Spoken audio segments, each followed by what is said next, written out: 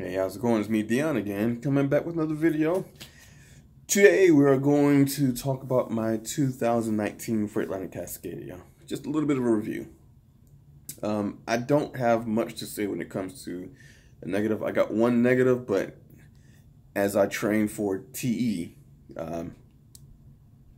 this week and then part of last week, I'm finding out that, it might just be my truck, So I tried to do this video a couple weeks ago, and it got long. It got to be like 20 minutes, and I'm gonna try and keep it down underneath 10 minutes. So we'll see how that happens. But yeah, so I have a 2019 Freightliner Cascadia. I don't have this overall. It's a pretty good truck. If I was, out of 10, I give it a solid.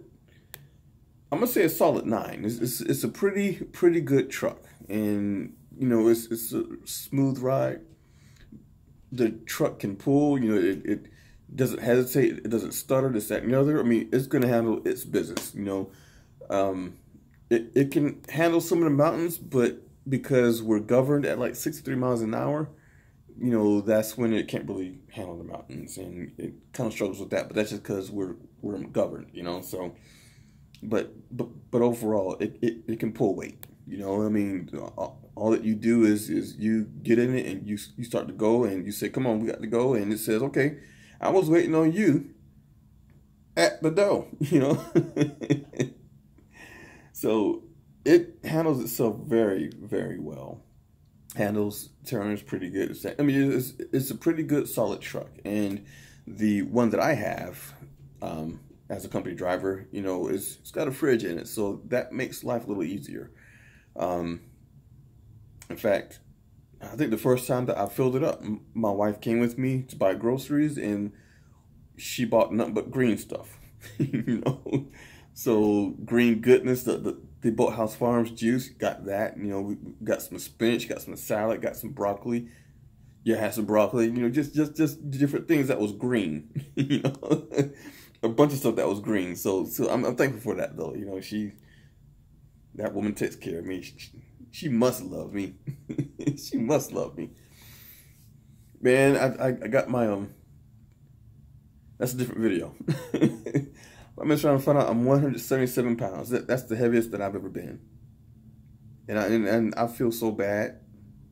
I feel so bad because most of my life, when I was like in middle school, high school, I was like 125, But then, when I got me in my early 20s, about 150. I started truck driving about 160, 163 roughly. Now I'm 177, and it's, man, I gotta do something about this weight, So anyway,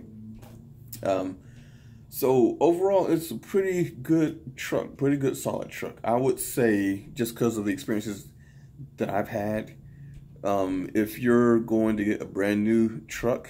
And I'm not necessarily speaking to basically anybody, but if you happen to work for Schneider Bulk, and you get a brand new truck, pre-trip the mess out of that truck, because I'm finding some things. I mean, and so what I was told is that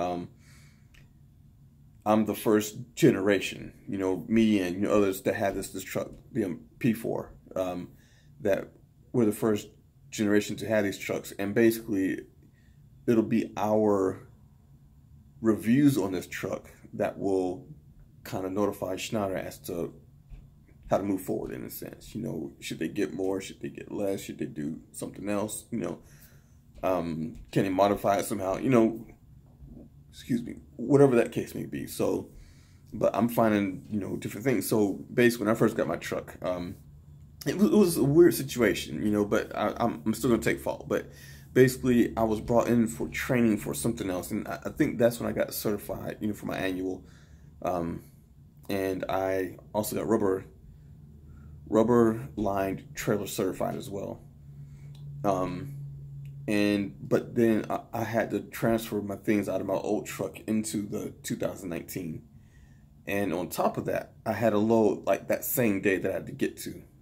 Had an appointment at like 1700, I think it was, whatever. So I had all this going on, and I'm rushing around trying to get this done, and went shopping to get groceries to put into the, just a bunch of stuff. So I did a pre-trip on the truck. Looked pretty nice, and you would think, with it being brand new, you don't have to check anything, and I did check. you know, but also knew that it was brand new. So I guess I didn't do as thorough a check as I should have. And one of the things I didn't check was whether or not my pump and my air was working. And so I got to the customer, I got loaded up, and I left there. I forget where I was going to, but I left there and I got to the receiver, and come to find out that my pump and my air wasn't working. In fact, when I turned it on, it had like oil that was leaking out of it, you know. After talking with one of the OSRs, he mentioned that, you know, he was hearing a lot of complaints about that. So apparently I wasn't the only one that had that same exact issue. And one guy, he found the leak and he tightened up some sort of a bolt or a nut or something, and that's what's worked, you know. So if you happen to get one, just know that there's some sort of a bolt or nut that you can tighten, and that might work, where, you know, your pump and your air will work and you won't lose any oil like I did. But because last thing you want to have happen, which is what happened to me, I got to the customer, hooked up everything, ready to go, I turn it on, and it's not working.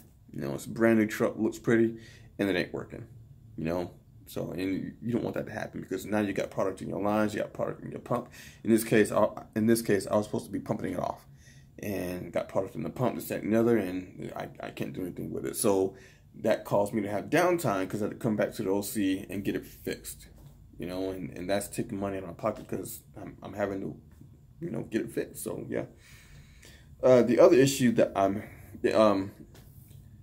having is not a big issue, but when it rains, rain is coming into my truck on the passenger side, where that little window vent thing is right there, you know, coming in right there, and I don't know where specifically it is, but it is. So I guess I could take it in and have it fixed, but I don't know where it's coming in at. I also did, at one point, of course I was just standing still, and I think it was more like dew, I'm not entirely sure, but I had rain coming inside of the truck where the camera is up front. It's a forward-facing camera in the middle of your windshield, and I had like some water dripping out of there. So, but it wasn't raining though. I mean, and I had been there. I was in Keysby, New Jersey for like 4 or 5 days because of New Year's Eve and New Year's Day and whatnot. So just sitting there, and if I remember right, maybe it did rain some.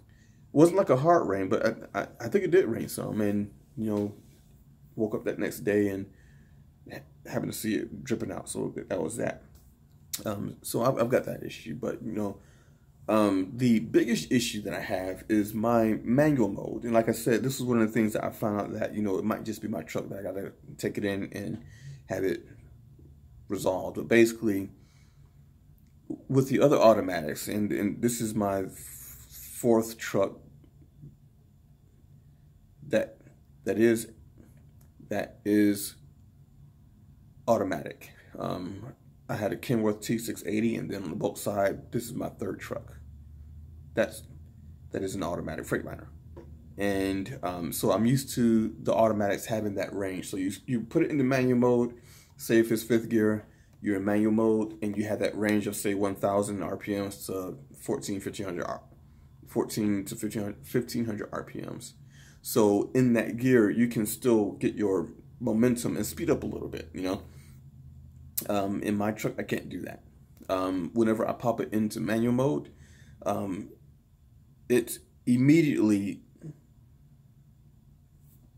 stops giving itself gas or fuel.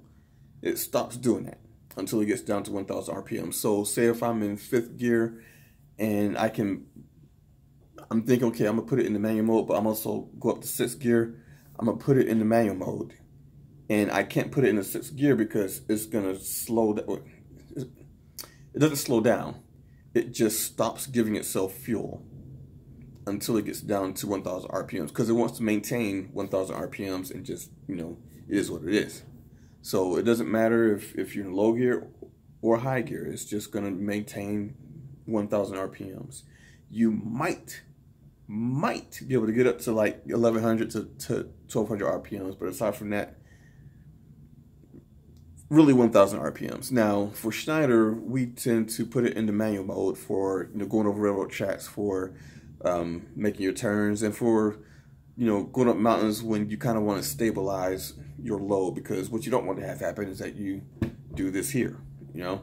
And so for me, in my specific truck, I'm not able to make that happen because it drops down to 1,000 RPMs. There's been several times when I put it into manual mode. I was in the left turning signal lane, making a left, and light turned green or whatever, or it was already green. I'm going through, pop it into manual mode because that's what I've been doing for years. Put it in manual mode, going around that turn, and it kind of hesitates before it actually flips over into manual mode, until it gets down to 1,000 RPMs. And then once it gets down to 1,000 RPMs, it kind of it's like it's deciding, do I want to stay in this gear? Do I want to go ahead and give myself more gas? I suppose I'll go ahead, you know. So there's been times where it kind of hesitated before it went ahead and, you know, gave itself fuel to go ahead and go. There's been times when, you know, I came up to a light turned red. I'm in the left turning signal. I'm stopped. Light turns green. I go ahead and go because I got the green light. I'm making my left-hand turn in manual mode, and I'm trying to shift it up. But again, because it's 1,000 RPMs, I can't get that momentum to go through, you know? So I'm doing whatever I can, whatever, and it eventually, I don't want to say stall out. It didn't stall out, but that's what it feels like. It doesn't stall out, but that's what it feels like, you know? And essentially what happened was that I was stopped in the middle of the intersection because of the manual mode doing what it was doing. So it's gotten to the point where I'm like, you know what, I don't trust manual mode. It's become more of a safety issue than what it should be. So honestly, I've been making my turns in automatic mode, and I don't like to, and I understand why it should be manual mode, but because of how my truck has been acting, you know, it is what it is. I thought that this was just something that, you know, it just would. I thought that this was the way that it was supposed to act, but apparently, talking with the other TE trainees, that's not how it's supposed to be, because theirs aren't doing it. So I have to have this fixed. There's been times when I was in Pennsylvania. You do I-68 in like Maryland, going west, and you're getting up to Ohio, so you shoot up through Pennsylvania. I think it's US 40. I can't remember, but you do that to get up to I-70 going west. Whatever that is, whatever that takes you from 68 to 70, whatever that is, let me say this right now. I refuse to take that route again. God willing, I will never. Hold on. I'm going to try a triple negative here, okay? I will never, not now, I'm not saying it right, every time take whatever that is in that truck. Now, maybe after we have it fixed, maybe I'll try it just to see, but for the most part, I'm not going to take it. Here's why. Now, I had a bigger issue because of the way that my manual mode was working. So I was going up the mountain, whatever, and there was like a not a tow truck driver, dump truck driver. He was behind me, but he was like, you know, 3 or 4 miles behind me. So I'm safe, and I knew that I had issues with the manual mode. I'm still trying to figure it out, you know, see how it's working, whatever. So going up the hill, I'm in like 7th, 8th gear, I think it was, and I put it over in the manual mode, and it does the same exact thing. You know, it stops giving itself fuel until it gets down to 1,000 RPMs. But we're going up one of those mountains though. So when it did that, it just kind of gave up. it gave up. It went down to 1st gear, and eventually it kind of almost it rolled back a little bit. You know, it rolled back a little bit, and I hit my brakes, and I basically put it into automatic mode because with automatic mode, I have that range to get up and go. So that's what I did just to get up the mountain. I put it into manual mode, and it's like it just wants to. It's not stalling out. It's not stalling out. It just it will not give itself gas or fuel until it gets to 1,000 RPM. So it's going to drop RPMs. And it doesn't matter if you are running 1,400 RPMs in 5th gear. Once you put it in the manual mode in 5th gear, it's going to drop RPMs. You know, so depending on the situation, it can be dangerous. So obviously I have to have this fixed. But I won't do that route because it's nothing but this. And then on top of that is this. So you're going up. See if I can do it. You're going up and down constantly. And you're going side to side constantly. Now, what that does with the load, it's a liquid load, right? So your load is doing this. And normally you're going to put your truck in a manual mode to help stabilize that load so that you don't constantly do this going up the mountain.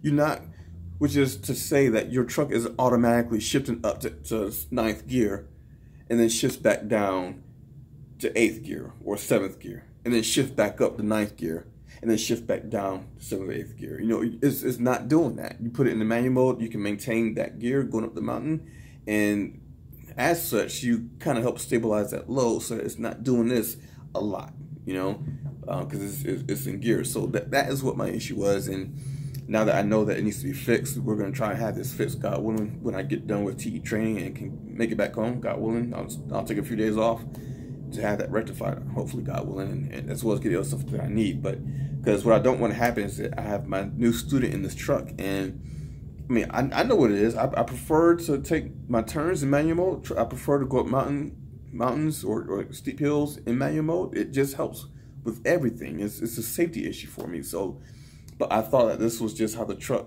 was supposed to be, and apparently it's not. So, God willing, we'll have this fixed. And so that's my review of the 2019 Freightliner Cascadia.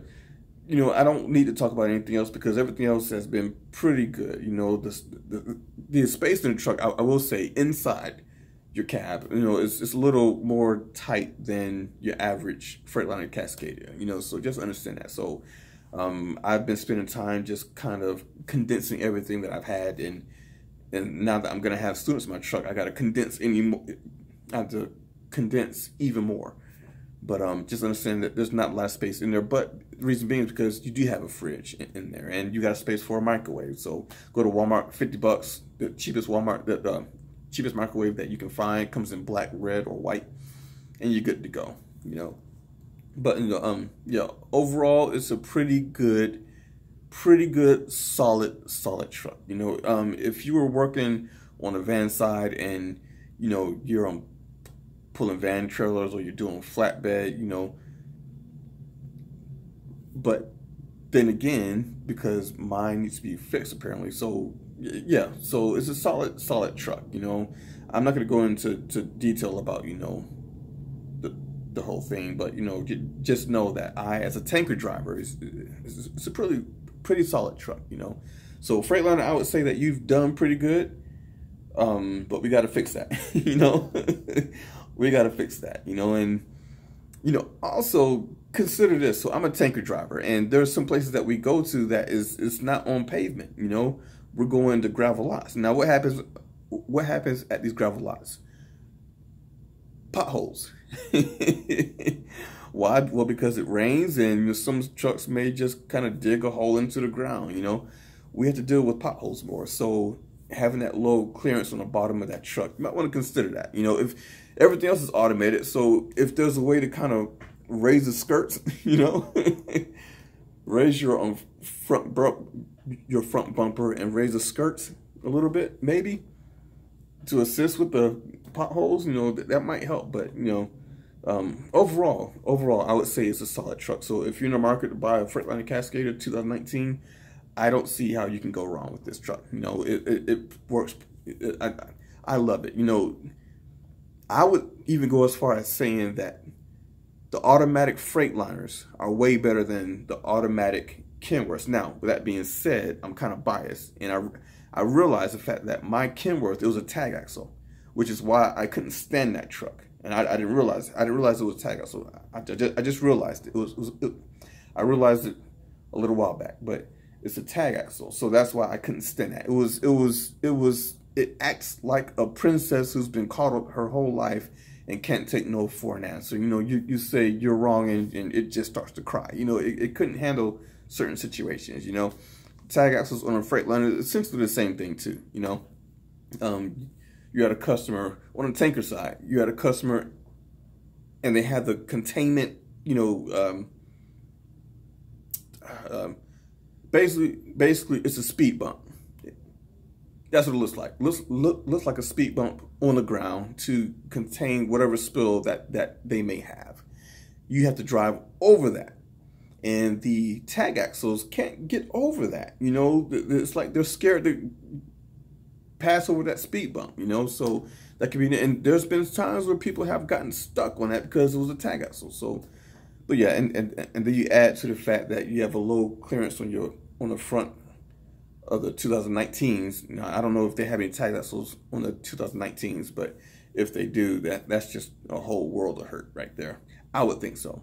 So I'm not one who just knows everything about a Freightliner. Let me get that out there, but I'm just going by personal experiences here. But yeah, but overall, it's a pretty good, solid truck. So that is my take on my 2019 Freightliner Cascadia, and I hope this helps if you're a tanker driver. So until next time, you guys be safe in all that you do.